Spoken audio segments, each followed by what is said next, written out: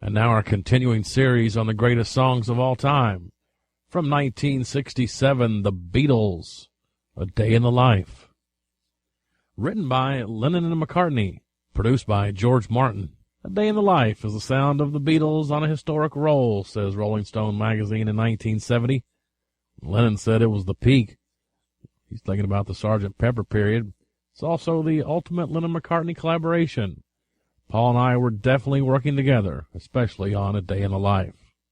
After their August 29, 1966 concert in San Francisco, the Beatles left live performing for good. Rumors of tension within the group spread as the Beatles released no new music for months. McCartney said later, "People in the media sensed that there was too much of a lull, which created a vacuum, so they could bitch about us now. They'd say, oh, they've dried up, but we knew we hadn't." With Sgt. Pepper, the Beatles created an album of psychedelic visions. Coming at the end, A Day in the Life sounds like the whole world falling apart. Lennon sings about death and dread in his most spectral vocal, treated with what he's called his Elvis echo, a voice that producer George Martin in 1992 said still sends shivers down the spines. Lennon took his lyrical inspiration from the newspapers and his own life. The lucky man who made the grade was supposedly Tara Brown, a 21-year-old London aristocrat killed in the December 1966 car wreck. And the film in which the English army had just won the war probably referred to Lennon's own recent acting role in How I Won the War. And Lennon really did find a Daily Mail article about the 4,000 holes in the roads of Blackburn, Lancashire. Lennon had written the basic song, but he felt he needed something different for the middle section. McCartney had a brief song fragment handy.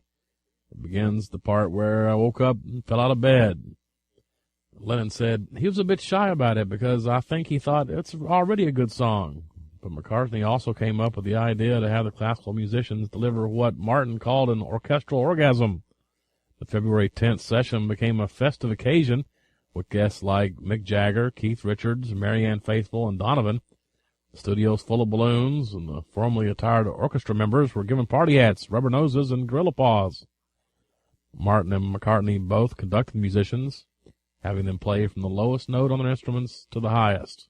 And 2 weeks later, the Beatles added that last touch, the piano crash that hangs in the air for 53 seconds. Martin had every spare piano in the building hauled down to the Beatles studio, where Lennon, McCartney, Ringo, Martin, and roadie Mal Evans played the same E major chord. As Jeff Emmerich, engineer, said, he turned up the faders to catch every last trace. By the end, levels were so high, you can hear Ringo's shoe squeak. Perhaps the greatest song of all time, from 1967, The Beatles.